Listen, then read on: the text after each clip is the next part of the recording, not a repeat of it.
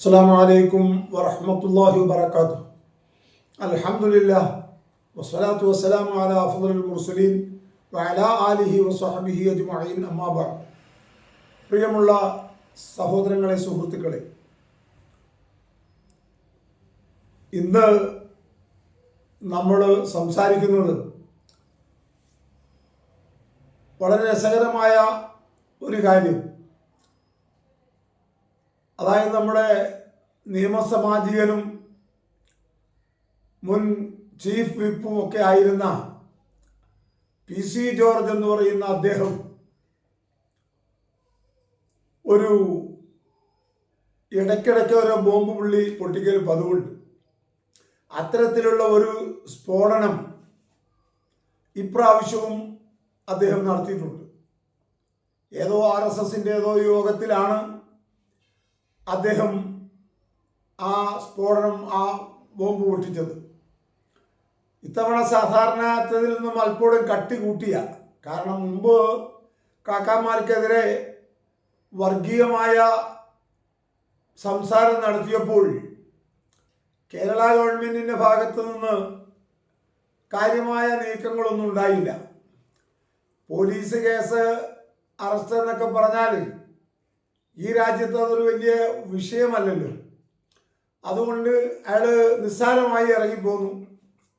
ഇറങ്ങിപ്പോന്നതിന് ശേഷം അയാൾ പറയുന്നുണ്ട്, കോടതി എനിക്ക് വിഷയമല്ല, എനിക്കങ്ങനെ പോലീസിനെ ഒന്നും പേടിയില്ല, നിങ്ങൾ കേസെടുക്കുമായിരിക്കും, എടുക്കുമെങ്കിൽ എടുത്തോ, 10-11 കേസ് ഇപ്പോൾ തന്നെ ഉണ്ട്, ഇനിയും കുറേ കേസ് എടുക്കാൻ പറ്റുമെങ്കിൽ എടുത്തോ, അതൊന്നും എന്നെ ഒന്നും ബാധിക്കുന്ന കാര്യമല്ല, ഞാനതൊക്കെ വന്നാൽ സധൈര്യം നേരിടാൻ മാത്രമുള്ള ചങ്കൂറ്റമുണ്ട് എനിക്ക്, ധൈര്യമുണ്ട് എനിക്ക്, അതിനുള്ള എല്ലാവിധ സംവിധാനവും എനിക്കുണ്ട് എന്നാണ് മാന്യ അദ്ദേഹത്തിൻ്റെ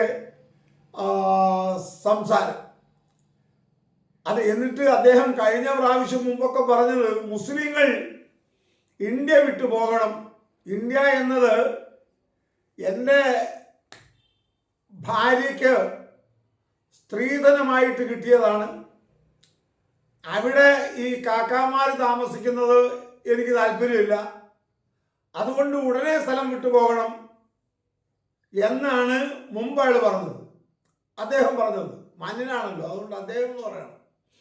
അദ്ദേഹത്തിൻ്റെ മാന്യതയുടെ കഥയൊക്കെ കുറച്ച് കൊല്ലങ്ങൾ മുമ്പ് ശ്രീമതി ബഹുമാന്യയായ KR ഗൗരിയമ്മ ഈ രാജ്യത്ത് ഒരുപാട് സേവനം ചെയ്ത, ഇവിടുത്തെ കേരളീയർ മറക്കാത്ത ഒരു വ്യക്തിത്വത്തിൻ്റെ ഉടമയായ KR ഗൗരിയമ്മ പറഞ്ഞിട്ടുണ്ട് അദ്ദേഹം ആരാണെന്നും അദ്ദേഹം എന്തൊക്കെ ചെയ്തിട്ടുണ്ടെന്നും. ഒരിക്കൽ KR ഗൗരിയമ്മ തൊലി പൊളിച്ച് പറയുന്നത് ഞാൻ കേട്ടിട്ടുണ്ട്. അപ്പം അന്ന് മുതലൊക്കെ അദ്ദേഹം ആരാണെന്നൊക്കെ എനിക്ക് നന്നായിട്ടറിയാം. KR ഗൗരിയമ്മയെ കുറിച്ചും ഇയാൾ കുറെ അധികം സംസാരിച്ചിട്ടുണ്ട്. അപ്പൊ ഇദ്ദേഹത്തിന് പറ്റാത്തത് വന്നു കഴിഞ്ഞാൽ ആരോടെന്നില്ല, എന്നെന്നില്ല, എവിടെയെന്നില്ല, എങ്ങനെയെന്നില്ല, അയാളങ്ങ് പ്രതികരിക്കും. അതാണ് അയാളുടെ രീതി, അതാണ് അയാളുടെ സ്വഭാവം, അയാളുടെ രീതി അതാണ്. ഇപ്പോൾ അയാൾ കുറച്ച് കാലങ്ങളായി മുസ്ലിം വിരോധമാണ്. മുമ്പ് അങ്ങനെയല്ല. മുമ്പ് ഈരാറ്റുപേട്ടയിലും പൂഞ്ഞാറിൽ ഒക്കെ അയാൾ മത്സരിക്കുകയൊക്കെ ചെയ്തപ്പോൾ ഈരാറ്റുപേട്ടയിൽ കുറെ മുസ്ലിങ്ങളുണ്ട്. അത് കണ്ടിട്ടാണ് അയാൾക്ക് ഈ കുരു പൊട്ടണത്. കുറച്ച് മുസ്ലിങ്ങൾ, അജ്മി ഉൾപ്പെടെ, നമ്മുടെ സക്കീർ ഹാജി ഉൾപ്പെടെ കുറെ പ്രഗത്ഭരായ പണക്കാരും കുറെ വിദ്യാസമ്പന്നരും കുറെ സാമ്പത്തിക ശേഷിയുള്ളവരും വിവരമുള്ളവരും വിവേകമുള്ളവരുമായ കുറെ മുസ്ലിങ്ങൾ ഈ രാജ്യപ്പെട്ടയിലുണ്ട്. അതുപോലെ തന്നെ കുറച്ച് ക്രിസ്ത്യാനികളുമുണ്ട്. ക്രിസ്ത്യാനികളെ കൊണ്ടൊന്നും വലിയ കുഴപ്പമൊന്നുമില്ല. കാരണം അരുവത്തറ അവിടെ പെരുന്നാളൊക്കെ നടക്കുന്ന വലിയ ക്രിസ്ത്യൻ ചർച്ചൊക്കെ ഉള്ള രാജ്യമാണ്. അതുകൊണ്ട് ക്രിസ്ത്യൻസിൻ്റെ വിഭാഗത്തുനിന്നൊന്നും വലിയ പ്രശ്നങ്ങളൊന്നും അവിടെയില്ല. വളരെ കാലങ്ങളായി വ്യവസായ രംഗത്ത് പ്രവർത്തിക്കുന്ന കച്ചവടക്കാരൊക്കെ അവിടെയുണ്ട്. അവരൊന്നും ആയിട്ടൊരു മുസ്ലിം ക്രിസ്തീയ വിഷയങ്ങളൊന്നും ഒരിക്കലും ഉണ്ടായിട്ടില്ല. അതുപോലെ തന്നെ ഹൈന്ദവ സഹോദരന്മാരുണ്ട്, ഹൈന്ദവ സുഹൃത്തുക്കളുണ്ട്. അവരുമായി മുസ്ലിങ്ങളായി യാതൊരു പ്രശ്നവും അവിടെ ഇല്ല. ഇയാള് ആ കാലഘട്ടത്തിൽ നല്ല രീതിയിൽ നിന്ന് ഇലക്ഷനൊക്കെ നേരിട്ടപ്പോൾ മുസ്ലിങ്ങളുടെ വീടുകളിൽ കയറി, അടുക്കളയിൽ കയറി കഞ്ഞി ആഹാരമൊക്കെ മേടിച്ച് കുടിച്ച്, താത്താമാരെയും കാക്കാമാരെയും ഒക്കെ വീടിൻ്റെ ഉള്ളിൽ കയറിയിരുന്ന് സോപ്പിട്ട് സംസാരിച്ചൊക്കെ വോട്ട് മേടിച്ച് ജയിക്കൽ പതിവുണ്ട്. അങ്ങനെ ജയിച്ചതിന് ശേഷം ഇയാൾ വീണ്ടും ജയിച്ചെല്ലാം പോയി കാര്യങ്ങളെല്ലാം നടന്നു കഴിഞ്ഞപ്പോൾ മുസ്ലിങ്ങളുടെ നെഞ്ചത്ത് കയറി ചമ്മന്തി അരയ്ക്കാൻ തുടങ്ങി, അമ്മിയിട്ട്. മുസ്ലിങ്ങളുടെ നെഞ്ചത്ത് അമ്മിയിട്ട് ചമ്മന്തി അരയ്ക്കാൻ തുടങ്ങിയപ്പോൾ ഈരാറ്റുപേട്ടയിലെ മുസ്ലിങ്ങളല്ലേ, അവരങ്ങനെ വിട്ടുകൊടുക്കൂലല്ലോ. നിങ്ങളങ്ങനെ ചമ്മന്തി അരച്ചോളൂ, ഞങ്ങളുടെ നെഞ്ചത്ത് ഈ അമ്മി വെച്ച് എന്ന് പറഞ്ഞ് അമ്മിയിട്ട് എന്ന് പറഞ്ഞു കൊടുക്കുന്ന ഒരു വിഭാഗമൊന്നും അല്ലല്ലോ മുസ്ലിങ്ങളെന്ന് പറയുന്നത്.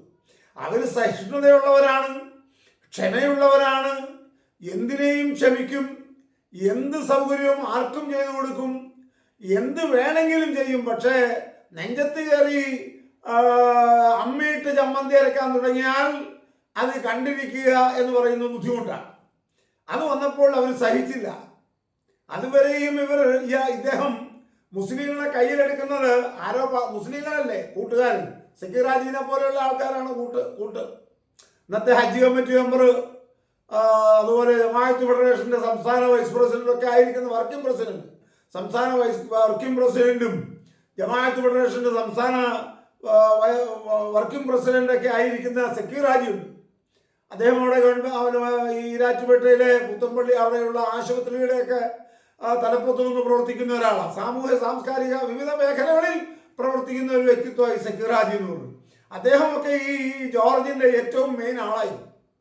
അപ്പൊ അങ്ങനെ അദ്ദേഹമൊക്കെ ആയിട്ട് ചുറ്റിപ്പറ്റി കൂടി നടന്ന് സംസാരിച്ചതിൻ്റെയും ഇടപഴകിയതിൽ നിന്ന് അയാൾക്ക് വിസ്മയല്ലാതൊക്കെ പഠിച്ചു ജോർജ്. അങ്ങനെയാണ് പൊതുയോഗത്തിലൊക്കെ കയറുമ്പോൾ ബിസ്മില്ലാഹിർ റഹ്മാനിർ റഹീം എന്നൊക്കെ പറഞ്ഞ് അസ്സലാമു അലൈക്കും എന്നൊക്കെ പറഞ്ഞാണ് കാക്കാമാരെ മുസ്ലിങ്ങളെ കയ്യിലെടുക്കാൻ വേണ്ടി ബിസ്മില്ലാഹിർ റഹ്മാനിർ റഹീം എന്നൊക്കെ പറയുമ്പോൾ ആൾക്കാർക്ക് ഒരു ഇതാവല്ലോ. അതൊരു ക്രിസ്ത്യാനി ആയ ഒരാള് ഇലക്ഷനിലൊക്കെ പ്രസംഗിക്കാൻ വരുമ്പോൾ ബിസ്മില്ലാഹിർ റഹ്മാനിർ റഹീം എന്നൊക്കെ പറയുക, അസ്സലാമു അലൈക്കും എന്നൊക്കെ പറയുമ്പോൾ ആളുകൾക്ക് ഒരു താല്പര്യം. ആ താല്പര്യത്തിൻ്റെ പുറത്തും കുറേ വോട്ട് കിട്ടുമല്ലോ. അങ്ങനെ വോട്ട് വാങ്ങാൻ വേണ്ടി, മുസ്ലിങ്ങളെ ചോപ്പിടാൻ വേണ്ടി, മുസ്ലിങ്ങളെ സ്വാധീനിക്കാൻ വേണ്ടി, മുസ്ലിങ്ങളുടെ മനസ്സിൽ കയറിക്കൂടാൻ വേണ്ടി ഇയാൾ പലതുമൊക്കെ ഇറക്കിയിട്ടുണ്ട്, പല അഭ്യാസങ്ങളും ഇറക്കിയിട്ടുണ്ട്. ആ ഇറക്കലിൽ കുറേ മുസ്ലിങ്ങളൊക്കെ ഇയാളുടെ ആ വലയിൽ വീഴുകയും ഇയാൾക്ക് വോട്ട് ചെയ്യുകയും ഇയാളെ MLA ആക്കുകയും അതുവഴി ഇയാൾ ചീഫ് വിപ്പാകുകയും ഒക്കെ പലതുമായി. അങ്ങനെ ആയി അയാൾ ഉയർന്നു പിന്നെ നിന്ന് കഴിഞ്ഞപ്പോൾ ഞാൻ പറഞ്ഞില്ലേ, അമ്മിയിട്ട് ചമ്മന്തി അരച്ചു മുസ്ലിങ്ങളുടെ നെഞ്ചത്ത്. അമ്മിക്കല്ല് എന്ന് പറഞ്ഞാൽ ചെറുത സാധനമല്ല, അത് നെഞ്ചത്തിട്ടിട്ട് അതിൻ്റെ പുറത്ത് അമ്മിയുടെ പുള്ളക്കല്ലിട്ട് ഇങ്ങനെ ചമ്മന്തി അരക്കാന്ന് പറഞ്ഞാൽ സഹിക്കൂല.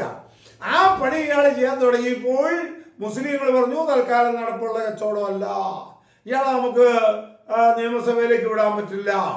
ആ തെരഞ്ഞെടുപ്പിൽ വോട്ട് ചെയ്തില്ല. വോട്ട് ചെയ്യാതെ വന്നപ്പോൾ അയാൾ തോറ്റപ്പോൾ അയാൾ ബിസ്മില്ലാഹിർ റഹ്മാനൊക്കെ മാറി. അന്ന് മുതലാണ് ഈ മുസ്ലിങ്ങൾക്കെതിരെ അങ്ങോട്ട് തുടങ്ങി കുരയ്ക്കാൻ, മുസ്ലിങ്ങൾക്കെതിരെ അങ്ങനെ ആഞ്ഞടിക്കാൻ തുടങ്ങി. ആഞ്ഞടിക്കാൻ ഇയാളുടെ കയ്യിൽ വല്ല അമ്പുണ്ടോ? ഒന്നുമില്ലല്ലോ. ഇയാളുടെ കയ്യിൽ അങ്ങനെ ഒരു അമ്പുമില്ല, ഒരു ആവനാഴിയില്ല. ഇയാളുടെ കയ്യിൽ ആവനാഴിയില്ല, അമ്പുമില്ല. അതുകൊണ്ട് പിന്നെ എന്താ പ്രയോഗിക്കുക മുസ്ലിങ്ങളുടെ നേരെ? വെറുതെ എന്തെങ്കിലുമൊക്കെ അങ്ങ് പറയുക. ഇന്ത്യ ഞങ്ങളുടേതാണ്, ഇന്ത്യ എന്ന് പോകണം. ആരുടേത്? ഈ ജോർജിൻ്റെത്. ഇത് ജോർജിൻ്റെതാണ് എന്ന് പറയുക. ഇന്ത്യ എന്ന് മുസ്ലിങ്ങൾ പോകണം, അതാണ് പ്രധാനം. ഇപ്പോഴാണ് പറഞ്ഞിരിക്കുന്നത് കുറച്ചുകൂടെ കടുത്ത കൈയാണ്. ഈ ഇന്ത്യയുടെ ചരിത്രത്തിൽ ഇത്രയും കാലത്തിനിടയ്ക്ക് ബ്രിട്ടീഷുകാരിൽ നിന്നും ഇന്ത്യ മോചനം നേടി സ്വതന്ത്ര ഇന്ത്യ ആയിട്ട് ഇത്രയും വർഷങ്ങളൊക്കെയായി. സ്വതന്ത്ര ഇന്ത്യയുടെ ആദ്യത്തെ പ്രധാനമന്ത്രി പണ്ഡിറ്റ് ജവഹർലാൽ നെഹ്റുവാണ്. അദ്ദേഹത്തിൻ്റെ മകളാണ് ശ്രീമതി ഇന്ദിരാഗാന്ധി. അദ്ദേഹത്തിൻ്റെ ഇന്ദിരാഗാന്ധിയുടെ മകനാണ് രാജീവ് ഗാന്ധി. രാജീവ് ഗാന്ധിയുടെ ഭാര്യയാണ് സോണിയാഗാന്ധി. സോണിയാഗാന്ധിയുടെ മകളാണ് പ്രിയങ്ക. രാഹുൽ ഗാന്ധിയൊക്കെ മകനും മകളും ഒക്കെയാണ്. അങ്ങനെ പോവുക ചരിത്രം. അപ്പൊ ഞാൻ പറഞ്ഞു വരുന്നത്, ഈ പണ്ഡിറ്റ് ജവഹർലാൽ നെഹ്റുവിനെ സംബന്ധിച്ചാണ് ഇപ്പോഴ് അദ്ദേഹത്തിന്റെ പ്രതിപാദ്യ വിഷയം, അദ്ദേഹം പറയുന്ന കഥാപുരുഷൻ, ശരിക്കും അദ്ദേഹത്തിന്റെ ചർച്ചാ വിഷയം നെഹ്റുവാണ്. എന്താ പറയുന്നത്? നെഹ്റുവാണ് ഈ രാജ്യത്തെ, ഇന്ത്യ രാജ്യത്തെ നശിപ്പിച്ചത്. കണ്ടുപിടുത്തവാ, ചെറിയ കാര്യമൊന്നുമല്ല. നോബൽ സമ്മാനമൊക്കെ കൊടുക്കാൻ കഴിയും, കൊടുക്കാം. നമ്മുടെ കയ്യിൽ ഇരിപ്പില്ലാതെ ഉണ്ടെങ്കിൽ ഞാനെടുത്ത് കൊടുത്തേനെ. എന്തെങ്കിലുമൊക്കെ ഉണ്ടെങ്കിൽ ഒന്നുമില്ലല്ലോ എടുത്ത് കൊടുക്കാൻ. ഒന്നുമില്ല അങ്ങനെ എടുത്തു കൊടുക്കാൻ. അതുകൊണ്ടാണ്, അല്ലെങ്കിൽ കൊടുക്കണം. കാരണം ചെറിയ കണ്ടുപിടുത്തമൊന്നുമല്ലല്ലോ. ഇന്ത്യയുടെ ഹിസ്റ്ററി, ഇന്ത്യയുടെ ഇവിടുത്തെ ചരിത്രം ഒക്കെ പഠിച്ചു പരിശോധിച്ചതിൻ്റെ ഇതൂരം ബുക്കുകളാണെന്നല്ലോ ചരിത്ര ഗവേഷണം നടത്തി പുള്ളി എഴുതിയത്. കുറെ പുസ്തകമല്ല, ഒരുപാട് പുസ്തകം മറ്റേ ഷാപ്പിലിരുന്നും അവിടെ ഇവിടെ അപ്പുറത്തും ഇപ്പുറത്തും ഒക്കെ ആയിട്ട് രചിച്ചിട്ടുണ്ട്. പണ്ട് മുതലൊക്കെ രചിക്കുന്ന ആളാണ്. പണ്ടും രചിച്ചിട്ടുണ്ട്. പണ്ട് രചിച്ചതൊക്കെ ഇവിടെ യൂട്യൂബിലൊക്കെ ചർച്ചയായിട്ടുണ്ട്. പലരും രചിച്ചിട്ടുണ്ട്. പല രഹസ്യമായ രചനയും നടത്തിയിട്ടുണ്ട്. ഇങ്ങനെയൊക്കെ ഉണ്ട്. അപ്പൊ രചിക്കുന്നതിനൊക്കെ പുള്ളി മിടുക്കനാണ്. അപ്പൊ അതുകൊണ്ട് അങ്ങനെ ഒരുപാട് രചിച്ചിട്ടുള്ള കൂട്ടത്തില് ഏത് രചനയിൽ നിന്നാണെന്നറിയില്ല, അല്ലെങ്കിൽ ആരെഴുതിയ ചരിത്ര ഹിസ്റ്ററിയിൽ നിന്ന്, പുസ്തകത്തിൽ നിന്നാണെന്ന് അറിയില്ല, അയാളുടെ ഒരു കണ്ടുപിടുത്തമാണ് എന്ത്? ഇന്ത്യയുടെ പ്രഥമ പ്രധാനമന്ത്രിയായ പണ്ഡിറ്റ് ജവഹർലാൽ നെഹ്റു മുസൽമാനാണ്. വേണമെങ്കിൽ പിള്ളേരെ എഴുതിയെടുത്തോ. സ്കൂളിൽ കോളേജിലൊക്കെ ചോദ്യമൊക്കെ വരുമ്പോൾ പരീക്ഷയ്ക്ക് എഴുതാം. ഇത്രയും നാളും പണ്ഡിറ്റ് ജവഹർലാൽ നെഹ്റുവിനെ കുറിച്ചൊക്കെ സാമൂഹ്യ പാഠത്തിലൊക്കെ നമ്മൾ പഠിക്കുമ്പോൾ പണ്ഡിറ്റ് ജവഹർലാൽ നെഹ്റു ഇന്ത്യയുടെ ആദ്യത്തെ പ്രധാനമന്ത്രിയാണെന്നൊക്കെ പറയാൻ പറ്റുള്ളൂ. ഇപ്പം അത് ഇത്രയേ പറയാൻ പറ്റുള്ളൂ. എങ്ങനെ കാശ്മീരി ബ്രാഹ്മിൻസ് ആണ് ആയ ഗാന്ധിജി, അതുപോലെ മോത്തിലാൽ നെഹ്റുവിൻ്റെ മകനാണ് ജവഹർലാൽ നെഹ്റു എന്നൊക്കെയാണ് നമ്മൾ പഠിച്ചിട്ടുള്ളൂ. ബ്രാഹ്മിൻസ് ഹിന്ദുവാണ് എന്നൊക്കെയാണ് നമ്മൾ പഠിച്ചത്. ഹിന്ദുവാണ്, അത് ബ്രാഹ്മിൻസ് വിഭാഗത്തിൽപ്പെട്ട ഹിന്ദുവാണ് നെഹ്റുവും മോത്തിലാൽ നെഹ്റുവും എന്നൊക്കെയാണ് നമ്മൾ മനസ്സിലാക്കിയാണ്. ഇന്ത്യയുടെ ചരിത്രത്തിൽ അങ്ങനെയാണ് പറയണത്. അദ്ദേഹത്തെ, നെഹ്റുവിനെ കുറിച്ച് പഠിപ്പിക്കുന്ന ഒരുപാട് പുസ്തകങ്ങളുണ്ട്. ഗാന്ധിജിയെ കുറിച്ച് പഠിക്കുന്ന ഒരുപാട് പുസ്തകങ്ങളുണ്ട്. ഗാന്ധിജിയെ കുറിച്ച് പലരും എഴുതിയ പുസ്തകമുണ്ട്. ജവഹർലാൽ നെഹ്റുവിനെ കുറിച്ച് എഴുതിയ പുസ്തകങ്ങളുണ്ട്. അങ്ങനെയുള്ള ആ പുസ്തകത്തിലൊക്കെ പണ്ഡിറ്റ് ജവഹർലാൽ നെഹ്റുവും അദ്ദേഹത്തിന്റെ പിതാവ് മോത്തിലാൽ നെഹ്റുവും ഒക്കെ ബ്രാഹ്മിൻസ് ഹിന്ദുവാണ് എന്നാണ് പറഞ്ഞിരുന്നത്. പക്ഷെ നമ്മുടെ ഈ ചരിത്രാന്വേഷകനായ ഒരുപാട് വിവരത്തിന്റെ കുംഭ ഒക്കെ ഉള്ള ഈ പി.സി. ജോർജ് കണ്ടുപിടിച്ചപ്പോഴാണ് പണ്ഡിറ്റ് ജവഹർലാൽ നെഹ്റു മുസൽമാനാണ്. മാത്രവുമല്ല, അയാൾ കുറച്ചുകൂടെ ഉള്ളിലേക്ക് കടന്നുപോയി. പണ്ഡിറ്റ് ജവഹർലാൽ നെഹ്റുവിന്റെ ചരിത്രത്തിന്റെ ഉള്ളിലേക്ക് കയറിയപ്പോൾ അയാൾക്ക് പിടികിട്ടി എന്നത് ജോർജിന് മുസൽമാൻ മാത്രമായിരുന്നില്ല, 5 ഒക്കത്ത് പണ്ഡിറ്റ് ജവഹർലാൽ നെഹ്റു ആ നെഹ്റുവിന്റെ വീട്ടിൽ നമസ്കരിക്കുമായിരുന്നു എന്നാണ് പുതിയ കണ്ടുപിടുത്തം. അതുകൊണ്ട് അങ്ങനത്തെ മുസൽമാനായ നെഹ്റു ആണ് ഈ രാജ്യം ഭരിച്ച് നശിപ്പിച്ചു. പണ്ഡിറ്റ് ജവഹർലാൽ നെഹ്റു രാജ്യം ഭരിച്ചങ്ങോട്ട് നശിപ്പിച്ചു. പിള്ളേരുടെ ഭാഷ പറഞ്ഞ കൊളാക്കി. ഇപ്പോഴത്തെ ഈ ഇതുണ്ടല്ലോ, അവർ പറയുന്ന അനുസരിച്ച് പറഞ്ഞാൽ കൊളമാക്കി. ആര്? നമ്മുടെ പണ്ഡിറ്റ് ജവഹർലാൽ നെഹ്റു. അദ്ദേഹം മുസൽമാനാണെന്ന് പോയിട്ട് അദ്ദേഹം ദൈവവിശ്വാസിയല്ല. ഏതാണ്ട് 90-95% നിരീശ്വരവാദിയാണ്. പിന്നെ എന്ന് പറഞ്ഞ് നിരീശ്വരവാദിയാണെന്ന് പറഞ്ഞ് ഈശ്വരവിശ്വാസികളെയോ ദൈവവിശ്വാസികളുടെ നേരെ മേത്തേട്ട് കയറാൻ വരികയോ അവരുടെ പുറത്ത് കുതിര കയറുകയൊന്നും ചെയ്യുന്ന ആളല്ല. ഒരു പൊതുവെ നല്ല മനുഷ്യനാണ്. നല്ല മനുഷ്യത്വത്തിന്റെ പ്രതീകമാണ്. അദ്ദേഹത്തിന്റെ ആ കുപ്പായത്തിന്റെ കോട്ടിന്റെ ഉള്ളിൽ ആ കാണുന്ന റോസാപ്പൂ പോലെ പരിശുദ്ധമായ, ആ റോസാപ്പൂ പോലെ പരിമളമുള്ള, ആ റോസാപ്പൂ പോലെ സുഗന്ധമുള്ള ഒരു പൂവാണ് അദ്ദേഹത്തിന്റെ കോട്ടിൽ കാണിക്കുന്നത്. അത് തന്നെയായിരുന്നു അദ്ദേഹത്തിന്റെ സ്വഭാവവും എന്നാണ് പഠിപ്പിക്കുന്നത്. പണ്ഡിറ്റ് ജവഹർലാൽ നെഹ്റു സ്വഭാവവും അദ്ദേഹം ആ കോട്ടിൽ വെച്ചുകൊണ്ട് നടക്കുന്ന ആ റോസാപ്പൂവിന്റെ പരിമളമാണ്. ആ പൂവിന്റെ പരിശുദ്ധിയാണ്. ആ ഇതളുകളുടെ പരിശുദ്ധിയാണ്. ആ ഇതളുകളിലേക്ക് നോക്കിക്കൊണ്ട് തന്നെയാണ് കൊച്ചു കുട്ടികളെയൊക്കെ അദ്ദേഹം ലാളിക്കുക, വാത്സലിക്കുക. ചാച്ചാ നെഹ്റു ചാച്ചാ നെഹ്റു എന്ന് പറയുന്ന കൊച്ചു കുട്ടികളെയൊക്കെ വാത്സല്യിക്കുക, കുട്ടികളെയൊക്കെ ഓമനിക്കുക, ഭരണത്തിലും വന്ന് പ്രധാനമന്ത്രി ആയിരിക്കുമ്പോഴും അല്ലാത്തപ്പോഴും ഒക്കെ ഒരു ദുസ്വഭാവത്തിന്റെ കഥ അദ്ദേഹത്തിന്റെ ചരിത്രത്തിൽ ഇന്ത്യയിൽ നിന്നോ പുറത്തുനിന്നോ ഒരുത്തരും രേഖപ്പെടുത്തിയിട്ടില്ല. അങ്ങനത്തെ പണ്ഡിറ്റ് ജവഹർലാൽ നെഹ്റു ഭരിച്ച് നശിപ്പിച്ചു. അതെന്താ? അത് കാക്കായതുകൊണ്ട്. പണ്ഡിറ്റ് ജവഹർലാൽ നെഹ്റു മുസ്ലിമാണെന്ന് ഈ വിവരം ആർക്കും കിട്ടിയിട്ടുണ്ടോ? നിങ്ങളൊക്കെ എവിടെ നിന്നാ വിവരം വിദ്യാഭ്യാസവും പള്ളിക്കൂടത്തിലൊക്കെ പോയത്? നമ്മളൊക്കെ സഹോദരങ്ങളെ, നമുക്കൊക്കെ ഇത്രയും വലിയ വിവരം ഇതുവരെയും കിട്ടിയില്ലല്ലോ. ഇയാൾ പറഞ്ഞപ്പോഴല്ലേ ഇത് കിട്ടിയത്? ഇയാളല്ല ഇത്രയും വലിയൊരു വിവരമൊക്കെ നമുക്ക് പറഞ്ഞു തന്നത്. ഇയാൾ പല വിവരവും പറഞ്ഞു തന്നത്. ഒരു മാഡം ഇവിടെ പറയുന്നുണ്ട്, ഞാൻ നിങ്ങൾക്ക് കേൾപ്പിച്ചു തരാം. ഒരു മാഡം പറയുന്നുണ്ട്. അതിൻ്റെ മാഡം പറയുന്ന മൊത്തം ഞാൻ പറയുന്നില്ല, മാഡം പറഞ്ഞു തന്നെ നിങ്ങൾ കേട്ടോ. ആ മാഡം പറയുന്നത് വളരെ വളരെ വളരെ മൃഗീയമായ ഒരു സ്വഭാവം ഇയാൾ കാണിച്ചു എന്നാണ് പറഞ്ഞത്. ഒരു സ്ത്രീയുടെ അർബുദം ബാധിച്ചിട്ട് അവിടെ എങ്ങാണ്ട് ഓപ്പറേഷൻ ചെയ്യുമോ, അത് ക്യാൻസർ ഇതൊക്കെ ആയി. അത് ബാധിച്ച ആ സ്ത്രീയെ അങ്ങനെ വ്യക്തി ക്രൂരമായിട്ടാണ്. ഒരു സ്ഥാനാർബുദം എന്ന് പറയുന്ന രോഗം വരുമ്പോൾ തന്നെ ആ സ്ത്രീക്ക് ഭർത്താവ് ഉണ്ടെങ്കിൽ അവര്, അമ്മയുണ്ടെങ്കിൽ അവര്, അച്ഛനുണ്ടെങ്കിൽ അവര്, ആംഗളമാരുണ്ടെങ്കിൽ അവര്, ബന്ധുമിത്രാദികളുണ്ടെങ്കിൽ അവരെ സ്നേഹിക്കുന്നുണ്ടെങ്കിൽ അവര്, അങ്ങനെ മുഴുവൻ ഒരു ആൾക്കാർ രോഗം വന്നെങ്കിലും അവരെ ചുറ്റിപ്പറ്റിയുള്ളവരെ നാട് മുഴുവനും ദുഃഖത്തിലാ, കണ്ണീര് വീഴ്ത്തും. ഒരാൾക്ക് ഒരു ചെറിയ ബന്ധമല്ലല്ലോ, ബന്ധങ്ങൾ ഒരുപാട് ഇങ്ങനെ ചിതറിക്കിടക്കുകയല്ലേ. ആ ബന്ധുക്കൾക്ക് മുഴുവനും സങ്കടമാണ്, അവർക്കൊക്കെ വല്ല പ്രയാസമാണ്. എന്താ കാരണം? സ്ഥാനാർബുദം എന്ന് പറയുന്ന ഒരു രോഗമാണ്, അത് നീക്കിക്കളയണം. സ്ത്രീ സൗന്ദര്യത്തിന്റെ പ്രധാന ഭാഗം തന്നെയാണത്. അത് നീക്കം ചെയ്യേണ്ട ഒരു അവസ്ഥ വരും. അങ്ങനെ വന്ന ഒരു രോഗം ബാധിച്ച സ്ത്രീയെ എത്ര ക്രൂരമായി, നിഷ്ഠൂരമായി, മൃഗീയമായ മൃഗങ്ങൾ പോലും ഇത്ര മോശമായി മനുഷ്യനോട് പെരുമാറില്ല. അത്ര മോശമായി സംസാരിക്കുന്നത് ഒരു മാഡം വിശദീകരിക്കുന്നുണ്ട്.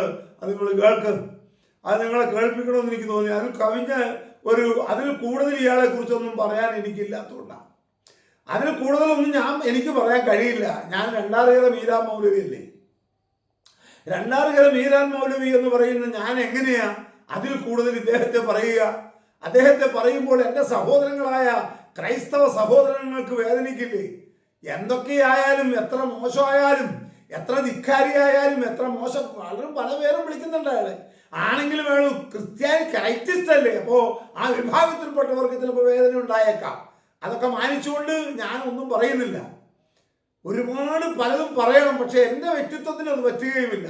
എനിക്കൊരു കിരീടമുണ്ട്, എനിക്കൊരു ഇതുണ്ടല്ലോ, ഒരു സമുദായം. അത് വെച്ചുകൊണ്ട് ഇയാളെ പോലെയുള്ള ആളുകൾക്ക് ചേരുന്ന പല പേരുകളും എനിക്ക് പറയാൻ കഴിയില്ല. അതുകൊണ്ട് അത് പറയാവുന്ന ഒരു സ്ത്രീ, ഒരു സഹോദരി അത് നിങ്ങൾക്ക് പറഞ്ഞു തരുന്നുണ്ട്. അത് നിങ്ങൾ കേൾക്കുക. സ്തനത്തിൽ ക്യാൻസർ വന്ന് ചികിത്സിച്ചു ഭേദമായ ഒരു സ്ത്രീയെ സമൂഹ മധ്യത്തിൽ പരസ്യമായി പരിഹസിക്കുന്ന ഒരു രാഷ്ട്രീയ നേതാവിനെ കണ്ടിട്ടില്ലാത്തവർ കാണുക, അറിയുക. അതാണ് PC ജോർജ്.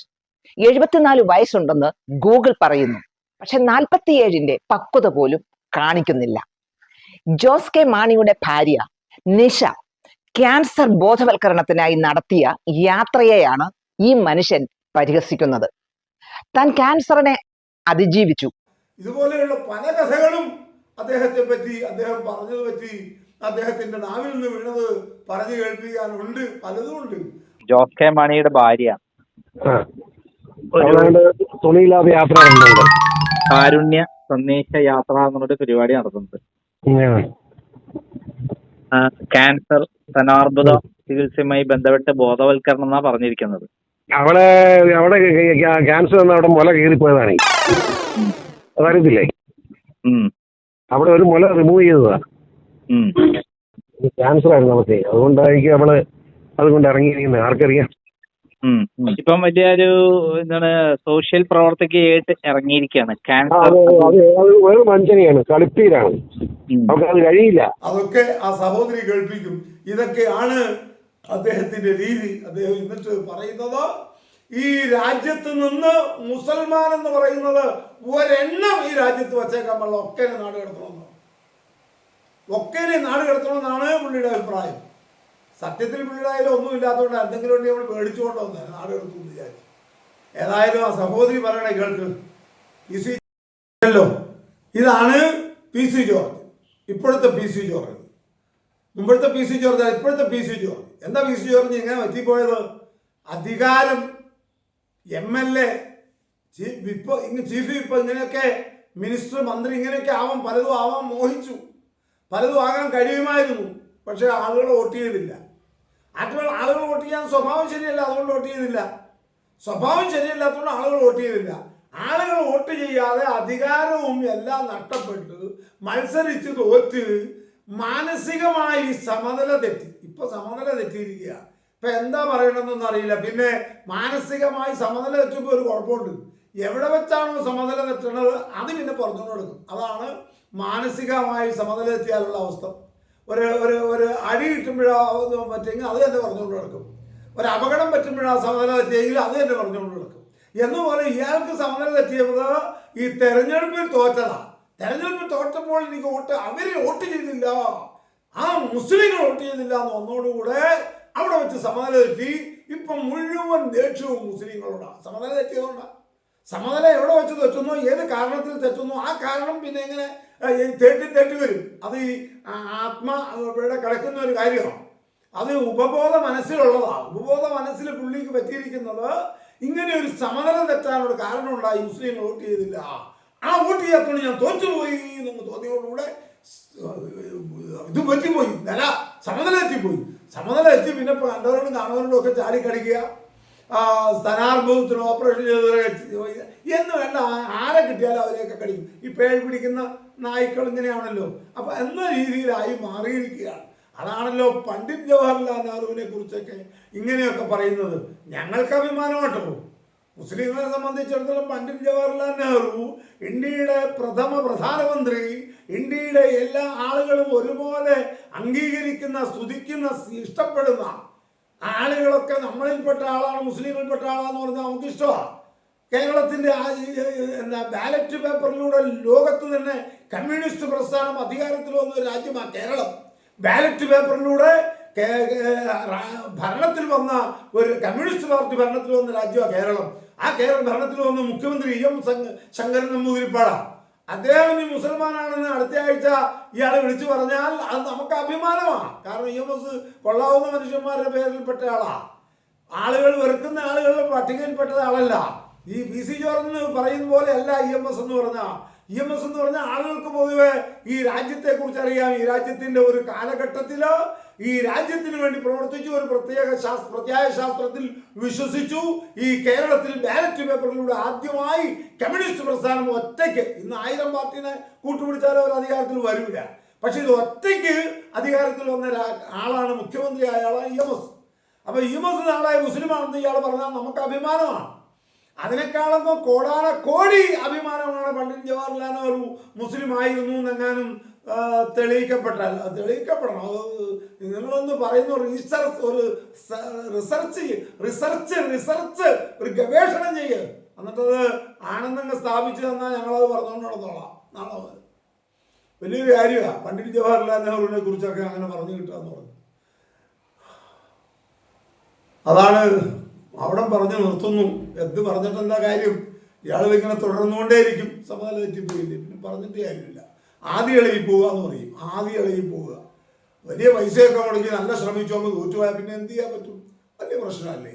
ഇപ്പൊ നിലമ്പൂരിൽ ഇലക്ഷൻ നടന്നു, വലിയ ആവേശത്തിൽ 2 മുന്നണിയും തോറ്റു, മത്സരിച്ചു, ഒരു മുന്നണി തോറ്റു. പക്ഷെ അദ്ദേഹം ഒരു ചിന്താഗതിയുള്ള ഒരാളായതുകൊണ്ട് ചിലപ്പോൾ തോൽക്കാം, ചിലപ്പോൾ ജയിക്കാം. അതുകൊണ്ട് അദ്ദേഹത്തിന് കുഴപ്പമൊന്നും വരില്ല, ആർക്കും സ്വരാജിന്. കാരണം അയാൾക്ക് അറിയാലോ, ചിലപ്പോൾ തോക്കും, ചിലപ്പോൾ ജയിക്കും. ഇത് തെരഞ്ഞെടുപ്പാണ്. അതുകൊണ്ട് അയാൾക്ക് വോട്ട് ചെയ്തവരോട് വോട്ട് ചെയ്യാത്തവരോട് ഒന്നും ഒരു പ്രത്യേക കാഴ്ചപ്പാടൊന്നും അതിൻ്റെ അകത്തില്ല. അപ്പൊ അതുകൊണ്ട് എല്ലാവർക്കും ഇത് സംഭവിച്ചോളണമെന്നില്ല. ഇയാൾക്ക് അങ്ങനെയല്ല. ഇയാൾക്ക് ഒരു ഇതുണ്ടാകാൻ സാധ്യതയുള്ള ആളാണ്. കാരണം അമിത പ്രതീക്ഷയാണ്, അമിത അധികാരക്കൊതിയാണ്. അമിതമായ അധികാരക്കൊതിയും അമിതമായ പ്രതീക്ഷയോടുകൂടെയും നടത്തിയ ഇലക്ഷനിൽ തോറ്റുപോയപ്പോൾ വിഷമമായി നാട്ടിലുള്ളവരെ ഓടി കിടന്ന് കടിക്കാൻ തുടങ്ങി, ചീത്ത പറയാൻ തുടങ്ങി. അതിൽ പെട്ടതാണ് മുസ്ലിങ്ങളെ നാടുകടത്തിയേ അടങ്ങൂ എന്ന് പറഞ്ഞുകൊണ്ടിരിക്കുന്നത്. പക്ഷേ എത്ര പറഞ്ഞാലും അത് ഉൾക്കൊള്ളാൻ പറ്റുന്ന രാജ്യമല്ല ഇത്, അത് ചെവിക്കൊള്ളുന്ന രാജ്യമല്ല ഇത്. ഇവിടെ മുസൽമാനും ഹിന്ദുവും ക്രൈസ്തവനും ഈ എല്ലാവരും തോളുരുമി ജീവിക്കുന്ന ഒരു നാടാണ്. ഇവിടെ ആരെങ്കിലും വന്ന് അങ്ങോട്ടും ഇങ്ങോട്ടും ഇളക്കി വിട്ടാലൊന്നും ഇളകില്ല. അതൊന്നും പറഞ്ഞാൽ ഇവിടെ ആരും ഉൾക്കൊള്ളൂല. ക്രിസ്ത്യാനിയും ഉൾക്കൊള്ളൂല, ഹിന്ദുവും ഉൾക്കൊള്ളൂല, മുസൽമാനും ഉൾക്കൊള്ളൂല. കാരണം ഈ നാട് അങ്ങനെയാ. ഈ നാട് ഒരുമയുടെ നാടാ, ഇത് ബഹുസ്വരതയുടെ നാടാ, ഇത് മതേതരത്തിന്റെ നാടാണ്. മതേതരത്വം ശക്തി പിടിപ്പിക്കണമെന്ന് വാദിക്കുന്ന നാടാണ്. മതേതരത്വത്തിന് വേണ്ടി ശക്തമായി ആളുകൾ പ്രവർത്തിക്കുന്ന നാടാ. ഈ നാട്ടിൽ ഇതൊന്നും വിലപ്പോവില്ല. അസ്സലാമു അലൈക്കും വറഹ്മത്തുള്ളാഹി